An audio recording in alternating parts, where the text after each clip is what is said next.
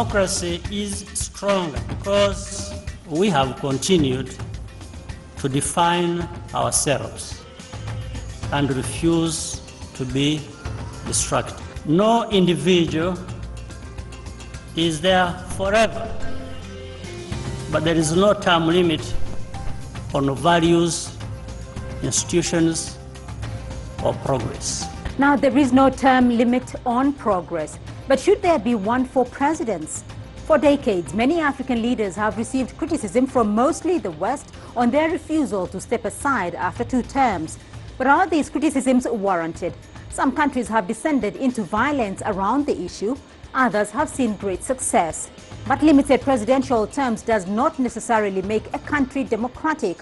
So, should Africa set its own standards? And what is the way forward in Africa's 3rd term debate?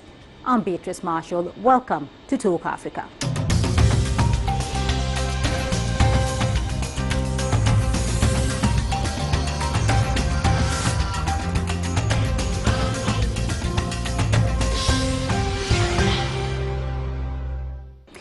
Now, Sam Nujoma amended Namibia's constitution in 1999 to allow him a 3rd term as president. Zambia's Frederick Chiluba and Malawi's Bakili Muluzi, however, failed to achieve the same goal. Last year, a referendum cleared the way for Rwanda's Paul Kagame to run for a 3rd term. But that same decision in Burundi has left the country in crisis. Here's a broader view of Africa's 3rd term debate. To go or not to go? That is a big question as a growing number of African countries change their constitutions to remove presidential term limits. 3rd termism has become the elephant in the room. In December 2015, 98.4% of Rwandans who voted in a national referendum favored a 3rd term for Paul Kagame, who's effectively ruled Rwanda since the 1994 genocide, in which nearly 1 million people were killed. Earlier in October, Congo-Brazzaville voted in a plebiscite to extend Denis Sassou Nguesso's term in office for another 7 years. In May, Burundi's Constitutional Court validated Pierre Nkurunziza's 3rd term bid, a move that plunged the country into conflict and drew harsh criticism from the African Union. But 3rd termism isn't a new thing in Africa. Sam Nujoma amended Namibia's constitution in 1999 to allow him a 3rd term. He finally ceded power in 2004. Zambia's Frederick Chiluba and Malawi's Bakili Muluzi, however, failed in their attempts to change the constitution to extend their terms. In Burkina Faso, Blaise Compaoré was forced to resign after his plans to extend his 27-year rule were met with an uproar. And shortly after taking power in 1986, Uganda's Yoweri Museveni wrote, "The problem of Africa in general and Uganda in particular is not the people but the leaders who want to overstay in power." Among African heads of state, Zimbabwe's Robert Mugabe has perhaps been the most vocal critic of presidential term limits. He's ruled Zimbabwe since 1980. Other long-serving presidents in Africa include Equatorial Guinea's Teodoro Obiang and Angola's Jose Eduardo dos Santos, both having served 35 years respectively. Cameroon's Paul Biya has been at the helm for 34 years. But are presidential term limits a good or a bad thing for Africa? For now, the jury is still out there. Now, shortly after taking power in 1986, Uganda's Yoweri Museveni wrote, and I quote, "The problem of Africa in general and Uganda in particular is not the people but leaders who want to overstay in power," end quote. But now, 30 years later, President Museveni is eyeing his 5th presidential term. We spoke to Uganda's government spokesperson, Ofuono Opondo, to find out what changed. In which ways has President Museveni lived up to the principles that made the NRA wage a bush war for many years? Well, the first point really was defranchisement of Ugandans. And so over the years, NRM has re-established democracy, reintroduced peace in the homes, peace in the country, stability in the region. We had a failed economy, which was on magendo, on smuggling. We have managed to rehabilitate fully. We are now on development, major projects. Much of what Uganda consumes now comes from here, or if it is imported, it is a mutual relationship. Above all, we have been able to maintain the territorial integrity of Uganda and to be respected in the region. in accordance with our Pan-Africanist position, supporting brotherly countries in Africa, in Rwanda, in Congo, South Sudan, Somalia. Now, shortly after taking over power in 1986, President Museveni said something, and I quote, he said that the problem with African countries in general and Uganda in particular is not the people, but the leaders who overstay in power. What has changed? Well, not just the leaders who have overstayed in power, leaders who overstay in power without democratic credentials. I think there are people who have deliberately edited out the issue of democracy, because what has changed is that we have restored elections, we have restored freedom of speech, we have restored freedom of movement, we have restored freedom of thought, and we have reintroduced regular, free and fair elections. And even where there are disputes, there are democratic, peaceful, legal means to resolve those disputes. So that's what has changed. Because Museveni is no longer just Museveni the president. He doesn't impose himself. He presents himself among many other candidates. In this particular election, there are other 7 candidates. So when Museveni wins this election, you cannot say he has imposed himself. There are other 7 choices from which Ugandans can choose. What does President Museveni hope to achieve or to accomplish if he's elected into power again this time around? Well, Uganda is a country in progress, the theme is steady progress, but it's also a country on continuous building. One of the things that we have done is to build the foundation for macroeconomic social transformation. We believe in the next 5 years we should be able to move Uganda, Museveni should be able to move Uganda from where it is to low middle income or lower middle income country, where about 60% are in formal sector and they are working in gainful employment. We hope by that time we should be able to banish completely illiteracy, particularly the ability to read and write. We should be able to dramatically reduce maternal and infant mortality. We should be able to complete or to put at a better phase, bigger development projects, but especially transportation, energy, especially electricity, because these are the key things that will make Uganda attractive, conducive, and affordable for investment, especially foreign entrepreneurship. What message does the NRM have to people in Africa who advocate for presidential term limits? People who support presidential term limits? Every country, every community has peculiarities. In our own case, and Africa in particular, we have had a lot of problems. When you have a chance and you have a good president, I think it is good to hold on to him or to her.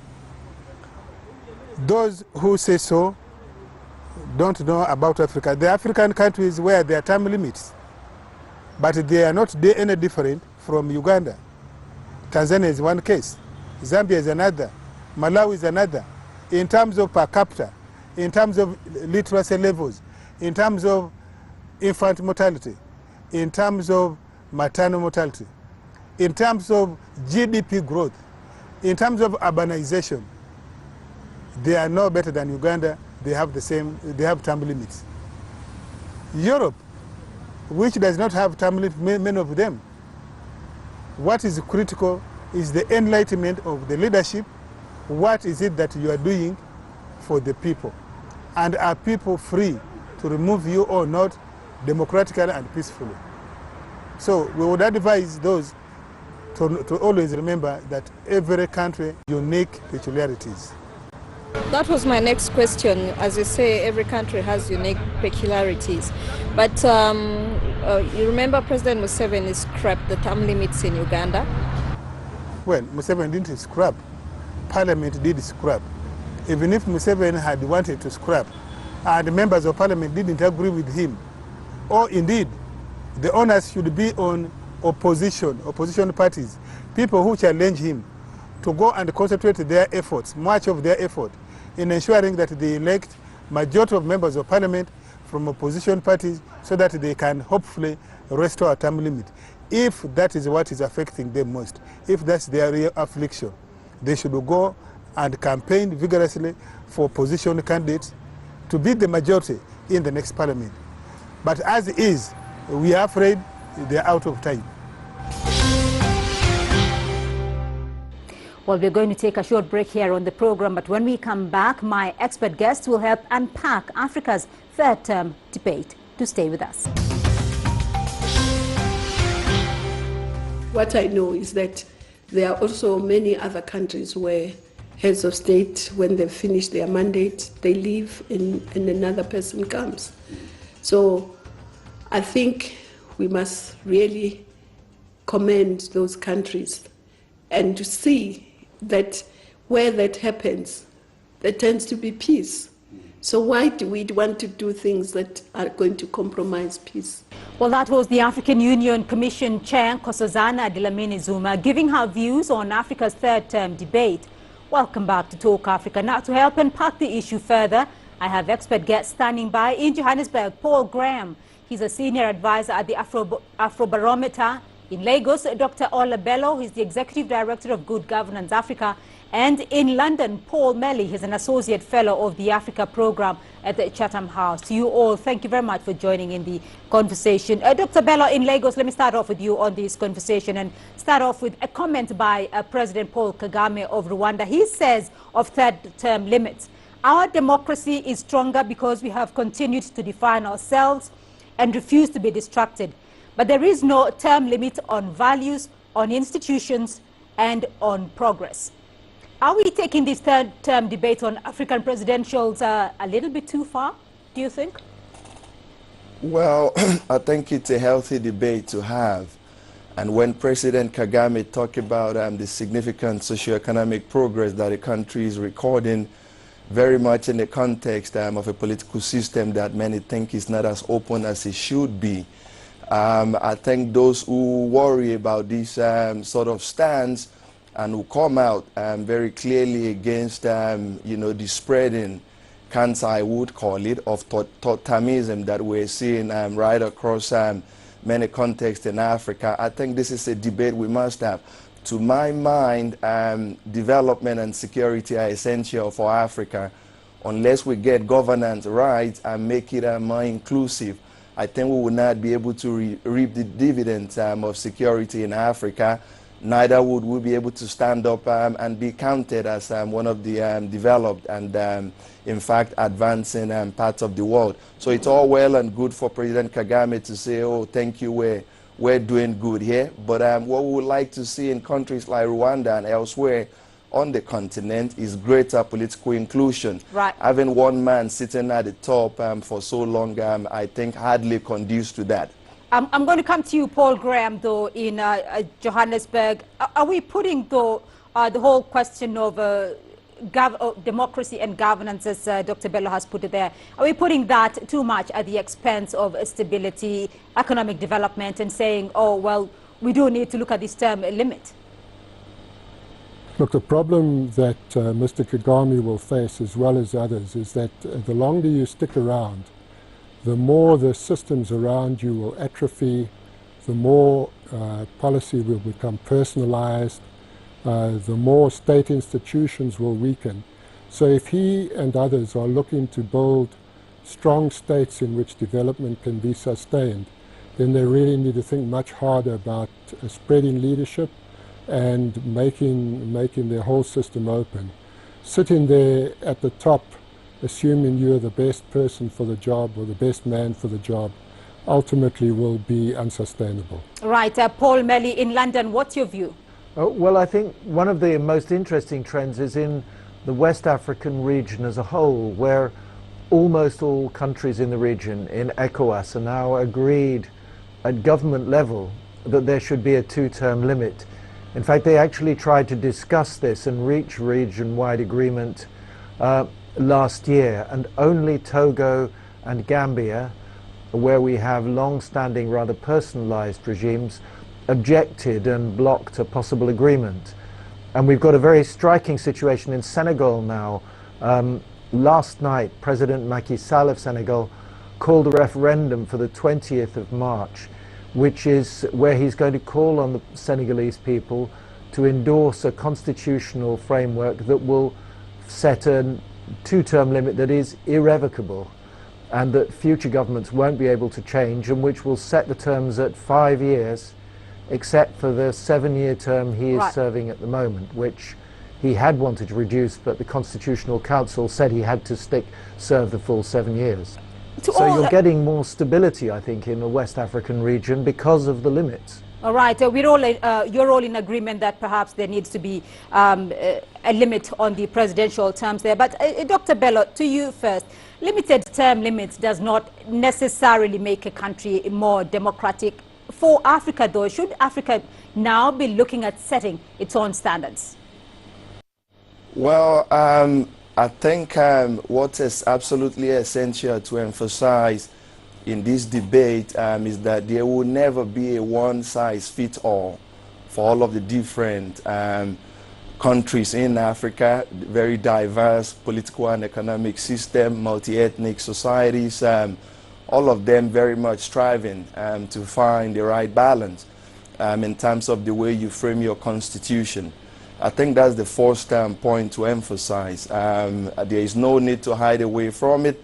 There are countries where there are no explicit time limit, including the United Kingdom, interestingly as it were, where, you know, institutions have developed a pace over many centuries, and the idea that somebody comes to power who simply sits tight and never wants to leave would be rather absurd. In Africa, I think we should be working towards time limit for very clear reasons. As I said, these are multi-ethnic societies. Look back 100 years from where we are now. These states did not exist in the current in the form in which they are currently constituted. So we brought together many nationalities to form a lot of these countries. If you're going to give everyone a fair shot at the top and give them the sense that they are being included, and more importantly, if you're going to have political systems that are dynamic and innovative enough to engage everyone's talent so that we can move these countries forward, you need constant innovation. Well, Paul Umeli, though, in London, we've heard there is no one-size-fits-all, but you've just talked about the situation of West African countries. There is no one-size-fits-all for African countries. So what should Africa do? Well, I think possibly these trends will develop on a regional basis. So, as I mentioned, there seems to be almost complete consensus in West Africa that a two-term limit is sensible, and because that's a view shared fairly broadly across most political classes in most countries, as well as among people in the wider population, it's possible to move forward with some sort of regional understanding on that. Whereas it may be that in Eastern or in Southern Africa or in the Horn of Africa, we haven't yet reached a stage where there's a broad regional agreement. But I would agree with Professor Bello on this point that if you have a two-term limit, it does stimulate innovation, because you know, among politicians, if you know that the incumbent president is going to have to leave at the end of their current term or the term after that, it sets a time limit. It stimulates people with new ideas and new ambitions to come forward in the political class as potential successors.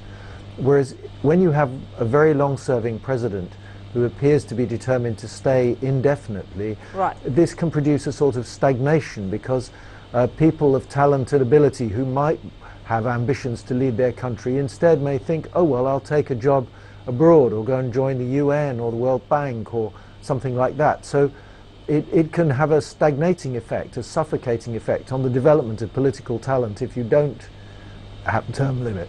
Right, Paul Graham, your thoughts on that, though? Has it contributed to stagnation of some African countries? Because, of course, as we speak now, that democratic electoral process is more the norm rather than the exception in many African countries.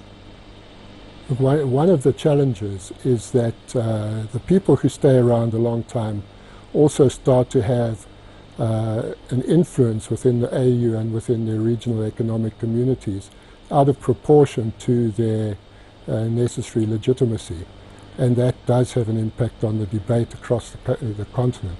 I should just say two things. The one is we're talking about presidential and semi-presidential systems where term limits are perfectly appropriate and should be encouraged.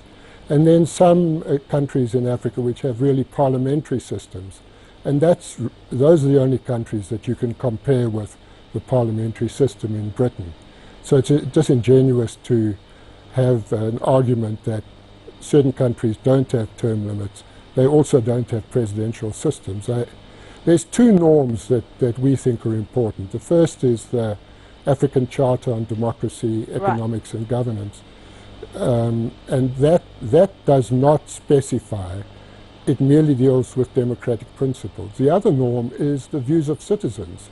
And the Afrobarometer makes it very clear that in all the countries in Africa that we survey, citizens do not want their elected leaders to stay on indefinitely. Dr. Bello, in terms of the views of citizens, and in the situation like Rwanda's, where 93% of the population did want President Kagame to continue ruling, don't people really have a choice here when it comes to that?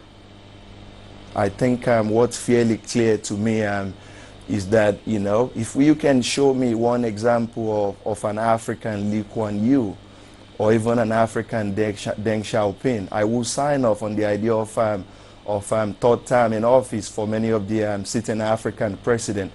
The truth of the matter is that the continent, for factors related to our history, but also the reality of the multi-ethnic composition of our state, have not been able to form that a political coalition that you know would help them to take forward the project of state building and developing economies and creating jobs and improving the lot of their people in the way Lee Kuan Yew did in Singapore, for example. Until we find our own Lee Kuan Yew or Deng Xiaoping, I think the idea of a third term in power, or even indeed fourth, fifth term for an African president, is a rather absurd one. There is no evidence to really stand this up. Right. Paul Melly, to you though, has it had a positive or a negative impact though on Africa's governance or on Africa in general? It's interesting that when you look at the countries where presidents have stayed in power for a very long time, they tend, you can't say always, but very often these tend also to be countries where there are limits on people's freedom, where the media is under pressure sometimes from the government, where people lose, as it were, lose the confidence in the sense that they could make choices to change or alter the direction of the country, so that referendum results that appear to confirm people wanting to stay in power for a very long time can sometimes just really reflect the fact that the public are, as it were, intimidated. They don't believe that anything can change. They're resigned to the fact that they don't really have any political choice. And I think where you get term limits, people gradually get used to the idea that they do have a real choice, and that every so often they can actually completely change the government. They can change not just the party, but the actual person at the top. And of course what comes with a president, even in the most democratic of societies, is patronage and influence and a circle of associates and a circle of connections and networks, if you like. And it's very good always to refresh that every few years. Whereas when people feel they have no choice, when someone's in power for a very long time, that just becomes the establishment. People have to live with it. It doesn't necessarily mean they're content with it. Very briefly to you all, and I'll start with Paul Graham. Very briefly, what do you think works best for Africa, and what could work best for Africa? Legitimately elected leaders in forms of inclusive government in which the various interests of all people are attended to. That means stronger parliaments, better judicial institutions, and presidents who come and go, leaving the space open for people to feel that they can energize their society and take responsibility themselves for its future. Right. Paul Melly in London? I would agree with that. I think building up stronger institutions more generally, and again, we are seeing a start of this. For example, in Mali, now the leader of the opposition has been given official status, and in the new reform package being proposed in Senegal, both the parliament and the leader of the opposition will be given increased power, so that will strengthen their capacity to hold the government to account, because it's asking questions and opening up debate that helps to keep a government on its toes. Dr. Bello, you have the final word. What would work best for Africa? I think it's healthy that we're having this debate, and I think Africa today is a much different place than it was 20 years ago. Broadly, I'm positive that citizens are convinced that if they take their own fate into their own hands, they do have the power to change things and help to move Africa forward in a much more positive direction. From Congo-Kinshasa to Burundi, to Rwanda, to Congo-Brazzaville and elsewhere, where we've seen this ugly phenomenon of separatism re-emerging. I'm convinced that people power would prevail again, and Africa would go well. Gentlemen, thank you for all your insights, and that's all we have time for this week. Thank you to my guests. In Johannesburg, Paul Graham, he's a senior advisor at Afrobarometer. In Lagos, Dr. Ola Bello, he's the Executive Director of Good Governance Africa. And in London, Paul Melly, he's an Associate Fellow of the Africa Programme at Chatham House. Remember to join the conversation online through Facebook, Twitter and YouTube. And join us again next week for another edition of Talk Africa. Goodbye.